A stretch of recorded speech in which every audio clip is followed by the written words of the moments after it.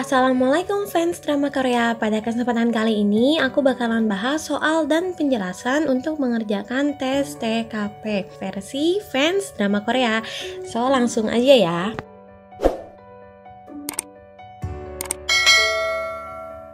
Oke, kita masuk ke pertanyaan selanjutnya ya, dari soal dan pembahasan TKP versi fans drama Korea. Kita masuk ke nomor 11 nih. Pertama, sudah berapa kali teman saya meminjam barang saya dan mengembalikan dalam keadaan rusak? Kali ini saya pengennya makan jadi pelit ya. Oke, tapi nggak bisa kayak gitu. Kita lihat pertanyaannya, jawabannya. Yang A, meminta untuk memperbaiki barang tersebut. B, memarahinya atas ketidakpeduliannya. C, menyatakan kekecewaan atas dirinya. D, diam saja meskipun saya merasa kecewa. E, tidak mengajaknya berbicara. Nah, jawaban yang paling tinggi adalah yang A. Kenapa yang A? Jadi ketika kita meminta untuk memperbaiki barang tersebut, otomatis kita juga sudah menyatakan bahwa kita kecewa atas dirinya. Hanya saja mungkin penyampaiannya tidak usah menggunakan emosi. Jadi komunikasi yang baik itu adalah komunikasi yang tidak pakai urat, yang nggak usah marah-marah gitu. Lalu yang C, menyatakan kekecewaan atas dirinya, itu adalah poinnya 4. Kenapa ya tadi? Karena kalau ada orang yang salah di sekitar kita, bukan berarti kita harus mendiamkan orang tersebut. Kewajiban kita sebagai yang diharapkan sebagai calon pegawai negeri itu adalah kita berani untuk mengemukakan pendapat, meskipun kadang situasinya tuh nggak enak ya kalau kita ngasih tahu langsung, tapi itulah yang diharapkan dari seorang CPNS. Jadi kita boleh menyatakan kekecewaan karena orang tersebut lalai dalam menjaga barang yang kita pinjamkan. Karena tujuannya adalah supaya orang tersebut bisa berubah dan memperbaiki kesalahannya gitu. Jadi yang C itu poinnya adalah 4. Yang poinnya 3 itu adalah yang D. Kalau yang D itu tuh poinnya 3 tuh ibaratnya dia ya udahlah gitu, nyantai aja lah, udah biasa aja. Padahal sebenarnya lebih bagus sih kalau kita kecewa dengan tindakan dia yang kurang bagus, atau teman kita melakukan kesalahan, ya kita sebagai teman dan manusia wajib untuk mengingatkan akan kesalahannya tersebut. Yang poinnya 2 itu adalah yang E, tidak mengajaknya berbicara. Nah kalau ini tidak memberikan. Nah kalau ini tidak memberikan solusi, karena pasti teman kita yang tidak diajak bicara itu jadi bertanya kan, kenapa sih kok kita nggak ngajak dia ngomong, padahal mungkin dia nggak sadar dengan kesalahannya itu. Jadi ini poinnya 2. Sedangkan yang B, memarahinya atas ketidakpeduliannya, itu poinnya 1. Kenapa poinnya 1? Ya tadi, karena komunikasi yang baik adalah komunikasi yang dilakukan tanpa marah-marah. Jadi komunikasi yang baik adalah dilakukan pada saat kita bisa berpikir logis dan bisa berbicara dengan tutur bahasa yang sopan, meskipun apa yang kita utarakan itu ibaratnya bikin teman kita nggak enak gitu. Jadi komunikasi itu penting. Sudah sejak lama saya berusaha untuk memperbaiki kelemahan diri, tetapi belum juga tampak hasilnya. Pada akhirnya saya A, dengan terpaksa menerimanya. B, menerimanya dengan sedikit kekecewaan. C, menerimanya dengan lapang dada. D, membenci diri sendiri. Atau E, meratapi diri sendiri. Jawabannya adalah yang C, itu poinnya 5. Karena ya tadi, kita harus bisa menerima dengan lapang dada. Kemudian yang poinnya 4 itu adalah yang B. Jadi kita menerimanya dengan sedikit kekecewaan, tapi minimal kita sudah mencoba untuk berlapang dada atau legowo misalnya ya.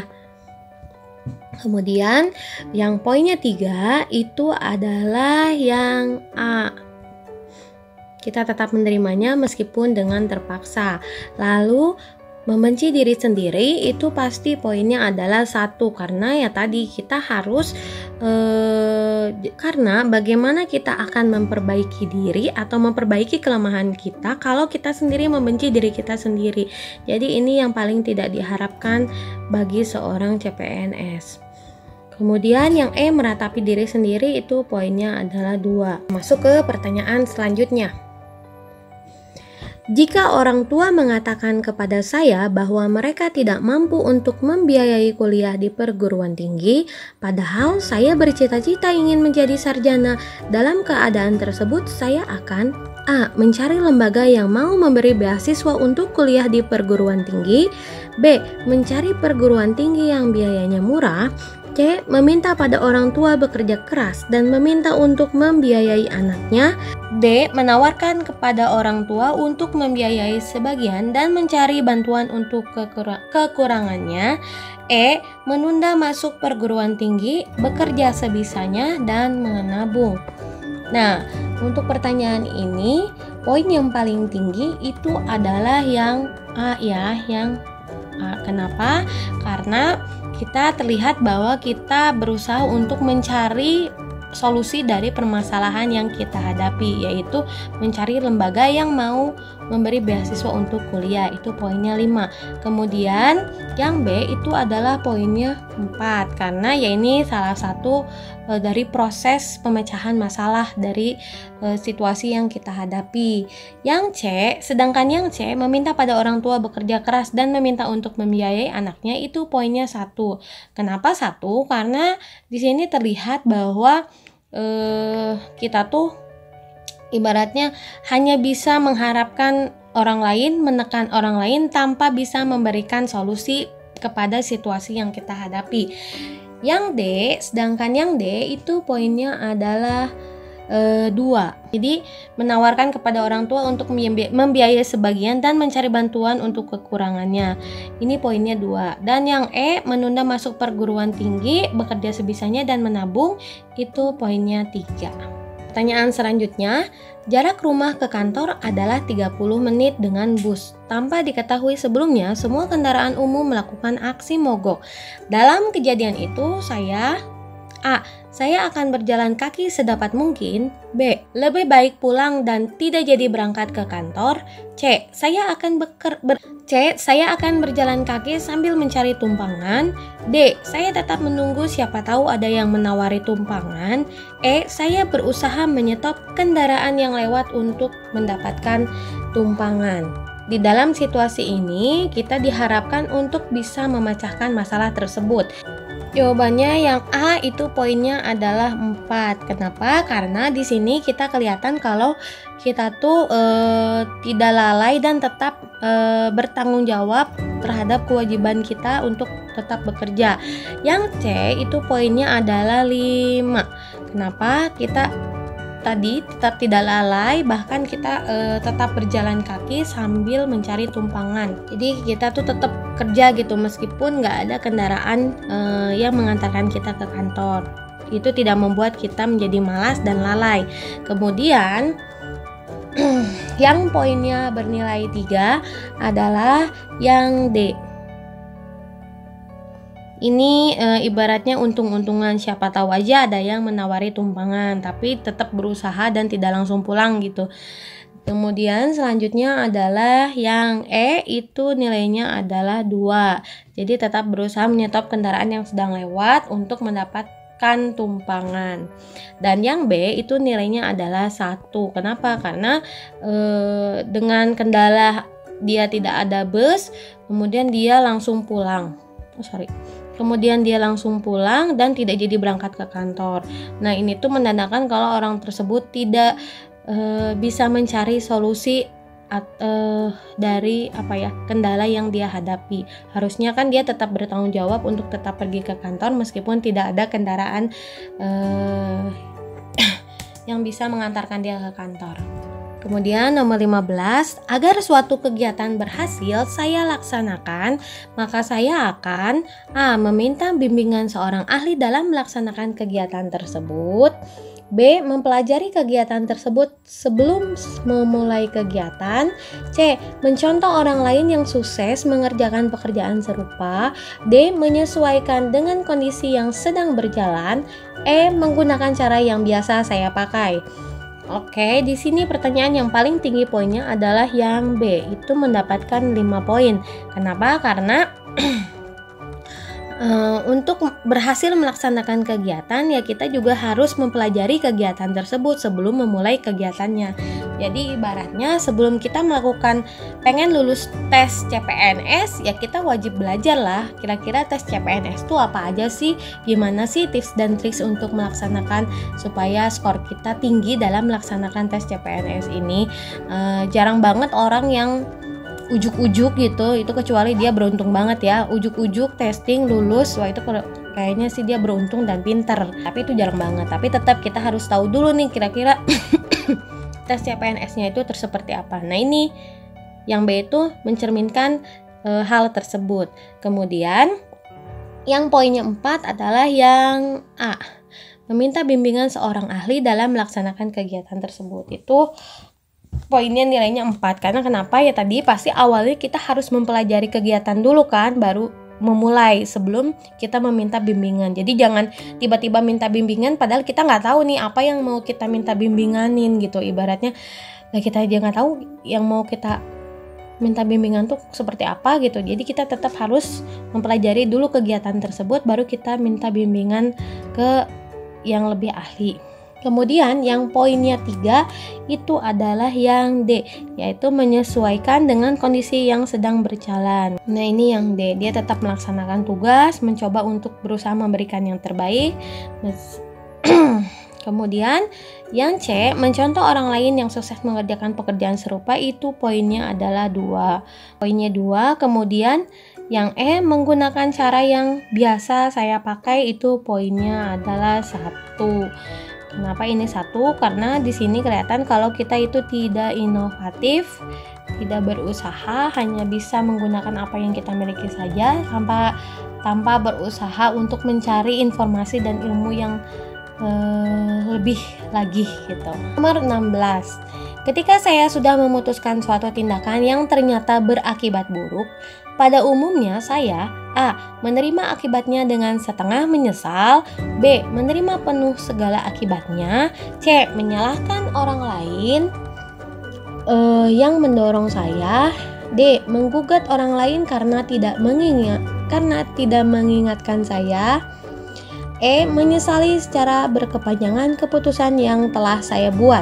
Poin yang paling tinggi adalah yang B, karena ketika kita sudah memutuskan sesuatu dan ternyata keputusan yang kita ambil itu berakibat buruk, ya kita wajib untuk menerima segala akibatnya. Kita harus bertanggung jawab, berani bertanggung jawab.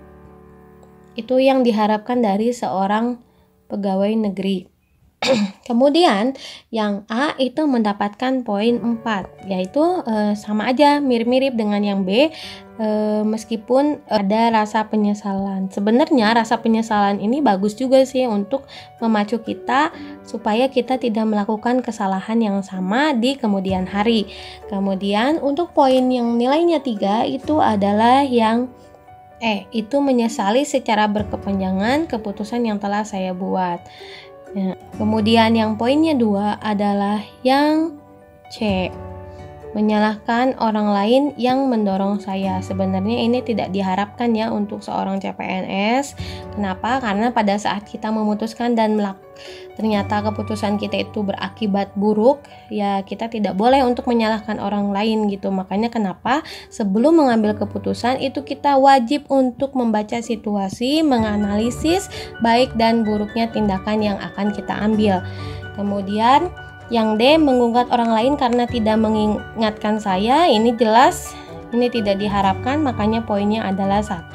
Kenapa? Karena berarti dia menyalahkan orang lain atas keputusan yang dia buat. Padahal keputusan seorang CPNS itu dikeluarkan, apa istilahnya itu? Nah, berarti dia mencoba lari dari tanggung jawab, padahal yang memutuskannya adalah ya dia sendiri kan gitu. Pertanyaan nomor 17. Ketika saya mengalami kegagalan dalam meminta maaf atas kesalahan yang saya lakukan, saya akan A, berusaha meminta maaf lagi sampai dimaafkan, B, bimbang apakah minta maaf itu perlu, C, tidak berani meminta maaf lagi, D, berusaha sekali lagi meminta maaf dan berharap dimaafkan, E, meminta bantuan orang lain menjadi penengah. Oke, untuk situasi tersebut, jawabannya yang E, meminta bantuan orang lain menjadi penengah. Kenapa yang E poinnya paling tinggi? Karena di sini kita terlihat bahwa kita berusaha untuk meminta maaf kembali, tapi dengan menggunakan cara yang lain atau pendekatan yang lain. Karena tadi kan di awal udah dijelasin ya, kita tuh udah minta maaf atas kesalahan kita yang lakukan, tapi ternyata orang tersebut tidak mau memaafkannya kan. Tapi tetap kita berusaha untuk meminta maaf dengan menggunakan metode yang lain. Lalu yang D, ini tetap berusaha sekali lagi minta maaf dengan berharap dimaafkan, itu 4, meskipun dengan cara yang sama seperti yang di atas gitu kan ya. Jadi nggak ada solusi baru gitu untuk mencoba memecahkan masalah tersebut. Kemudian yang A itu poinnya adalah 3, sedangkan yang B itu poinnya 2. Bimbang apakah minta maaf itu atau perlu? Jelas ya, minta maaf itu perlu, apalagi kalau kita membuat salah.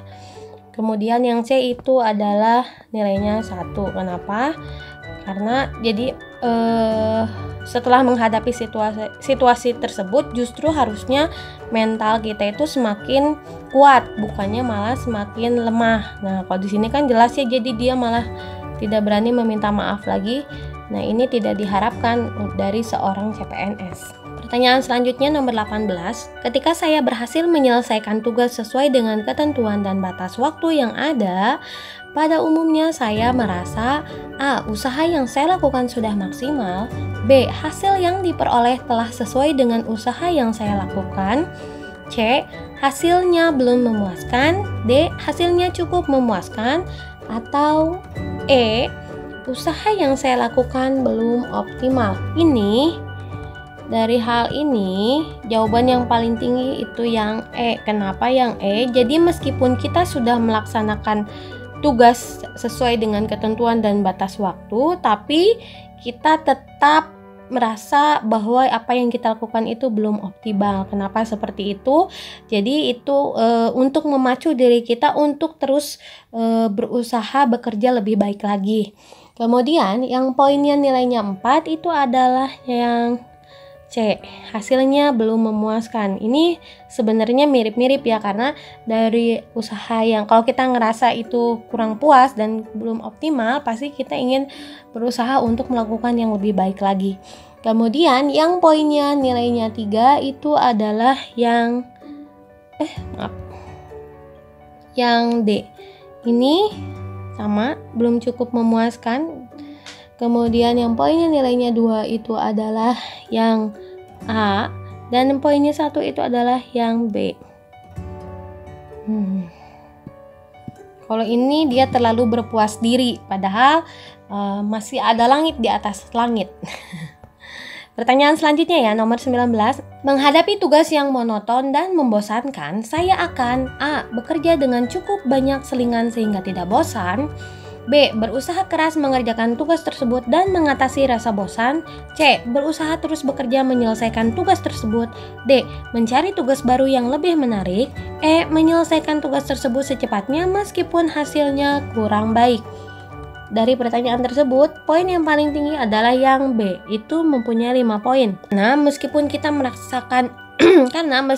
menghadapi tugas yang menurut kita itu monoton dan membosankan, kita tetap terus berusaha keras untuk mengerjakan tugas tersebut dan mencoba untuk mengatasi rasa bosan yang kita alami. Kemudian untuk poin yang nilainya 4 itu adalah yang C, karena tetap dia terus bekerja menyelesaikan tugas tersebut meskipun dia tidak mencari solusi dari rasa bosan yang dia alami. Dan poin yang nomor 3 itu adalah yang A, bekerja dengan cukup banyak selingan sehingga tidak bosan. Nah, kalau yang A itu karena dia bekerja dengan banyak selingan, otomatis tugas yang sedang dia kerjakan pun akan molor. Makanya dia poinnya 3. Kemudian yang poinnya bernilai 2 itu adalah yang E, menyelesaikan tugas tersebut secepatnya meskipun hasilnya kurang baik. Jadi dia seolah-olah udahlah kerjain aja yang penting mah beres, padahal apa yang dia kerjakan itu ternyata kurang optimal karena dia mengerjakannya tidak dengan bersungguh-sungguh. Dan yang D, mencari tugas baru yang lebih menarik, itu poinnya 1. Kenapa? Karena berarti dia melalaikan tugas yang sebelumnya. Padahal seorang CPNS diharapkan untuk bisa mengerjakan tugas yang dia diberikan kepada dirinya tanpa memilih-milih tugas tersebut gitu. Pertanyaan nomor 20, suatu kepanitiaan sedang membicarakan berbagai topik kegiatan. Sebagai salah satu anggota, saya A. mengambil bagian ketika situasi memaksa. B. lebih baik mendengarkan saja. C. mengambil bagian dalam setiap topik pembicaraan meski bukan bidang saya. C. D. suka menerima hasilnya saja. E. mengambil bagian dalam setiap topik pembicaraan yang sesuai bidang saya. Jawaban yang paling tinggi itu jelas yang C.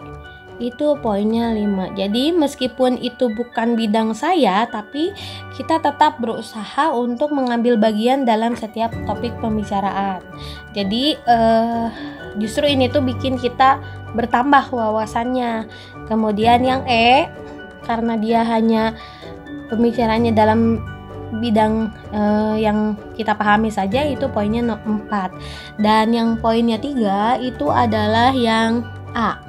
Kenapa? Karena dia mengambil bagian itu ketika situasinya memang udah terpaksa gitu. Padahal sebenarnya harusnya seorang CPNS itu inisiatif dalam mengambil bagian dalam sebuah kepanitiaan gitu. Jadi dia tuh harus, kalau bahasa Sundanya apa ya? Cinceng gitu kalau nggak salah ya.